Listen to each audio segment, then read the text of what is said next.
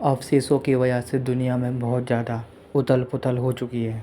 मुझे नहीं लगा था कि कोई दोबारा से ये परिस्थिति मुझे परेशान कर सकती है। लेकिन आज का दिन काफ़ी ज़्यादा मुसीबत से भरा हुआ है।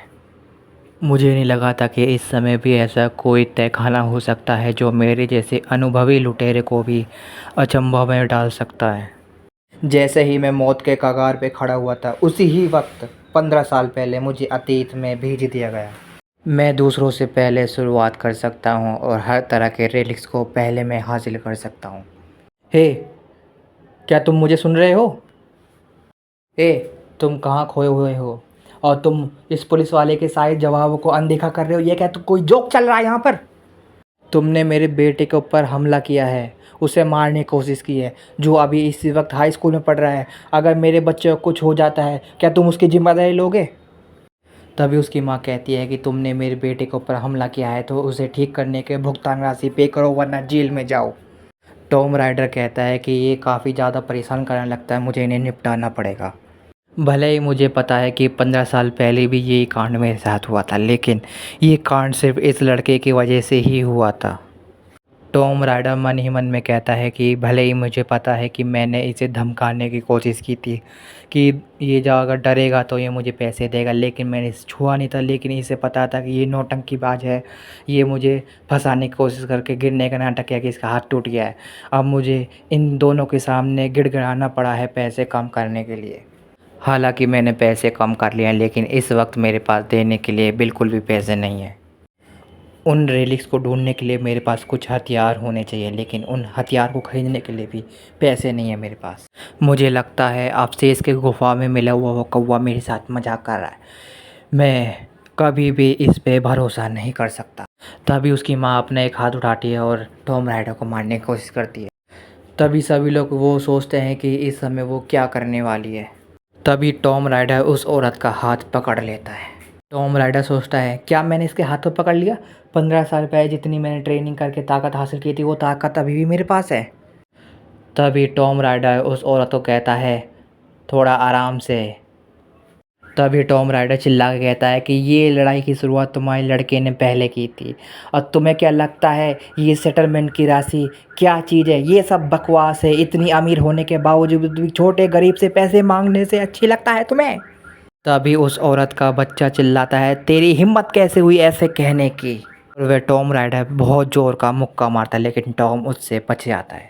टॉम उसके हाथ को इतनी ज़ोर से पकड़ के मरोड़ के उसे ज़मीन पे पटक देता है और इतनी ज़ोर की टपकी मारता है कि उसका लड़के का सिर ज़मीन पे जाकर टकराता है, वो जड़ से बेहोश हो जाता है। टॉम राइडर सोचता है कि मेरी बॉडी तो काफ़ी ज़्यादा हल्की है, लेकिन मैं तो अभी कोई रेलेक्स भी इस्तेमाल नहीं किया, मेरे अंदर इतनी पावर आई कहाँ से?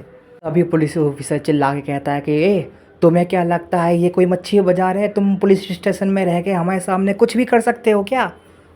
टॉम राइडर पुलिस वालों से कहता है कि मेरे पास एक फूटी कौड़ी नहीं है इन लोगों को देने के लिए, तो कृपया तुम मुझे जेल के अंदर बंद कर दो। तभी औरत चिल्ला के कहती है, ये क्या? उस लड़के की माँ चिल्ला के कहती है, तुम्हें क्या लगता है तुम जेल के अंदर जाके बच जाओगे? तुम एक बार देखो, तुमने बहुत गलत आदमी से पंगा लिया, तुम देखते जाओ तुम्हारे साथ क्या होगा। तभी टॉम उससे तिरछी नज़र से देखते हुए अंदर जेल में जाता है। टॉम राइडर मन ही मन में सोचता है कि मुझे जितनी जल्दी हो सके यहाँ से बाहर निकल के सभी रेलिस्ट को इकट्ठा करना होगा, सबसे फाइट करना होगा, लेकिन मुझे लगता नहीं है कि हो पाएगा, लेकिन कुछ ना कुछ तो करना पड़ेगा। किसी आवाज़ टॉम राइडर के कान में आती है कि अच्छा है कि तुमने ये मेरे काम मेरे को सौंपा। टॉम राइडर तभी कहता है, ये क्या चीज़ है? क्या ये अवार्ड हवा में तैर रहे हैं? और ये अजीबोगरीब आवाज़ें मेरे सर के अंदर कैसे आ रही है? और ये क्या लिखा हुआ है? ये क्या चीज़, इसका मैं मतलब नहीं समझा। ये चमत्कार तो सिर्फ रेलिक्स ही कर सकते थे। लगता है वो कौवा दोबारा से तो नहीं आ गया? कौवे कहाँ हो तुम? मेरे सामने आओ। तभी उसके मस्तिष्क के अंदर डिडिंग डिडिंग डिडिंग डिडिंग डिडिंग आवाज़ें आती हैं। भी एक गेमिंग पोर्टर सामने उठता है। ये तो कहीं देखा देखा सा लग रहा है, गेमिंग पोर्टर जैसा लग रहा है ये तो। आजा यहाँ से, मुझे तेरी ज़रूरत नहीं है, समझा क्या?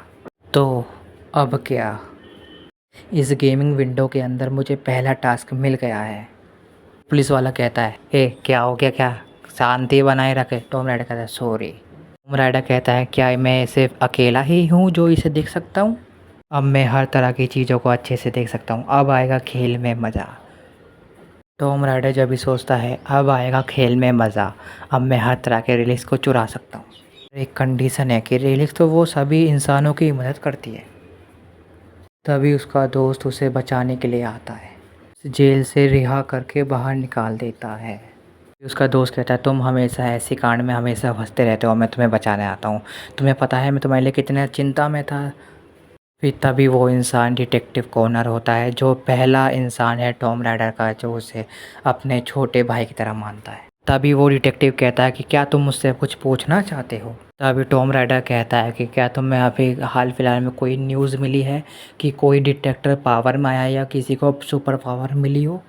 तभी वो काफ़ी ज़्यादा सोचता है, विचार करता है, फिर वो उसके कंधे पे हाथ रख के कहता है चलो ज़्यादा टेंशन मत लो, अब मैं चलता हूँ यहाँ से, वैसे भी ज़्यादा कुछ तो हुआ नहीं है। टॉम राइडर कहता है ठीक है, अपना ख्याल रखना। टॉम राइडर एक सुनसान गली में जाता है, पीछे से टप टप टप करके आवाज़ आती है। वो पीछे मुड़ के देखता है कि ये कौन है, तभी सामने से पता चलता है काफ़ी सारे गुंडे उसे घेर लेते हैं। और टॉम राइडर कहता है ये कौन आ गया मेरे से पैसे लूटने के लिए, अच्छा है इनकी मौत सामने आ गया, सारे पैसों का इंतजाम इनसे ही करूँगा मैं।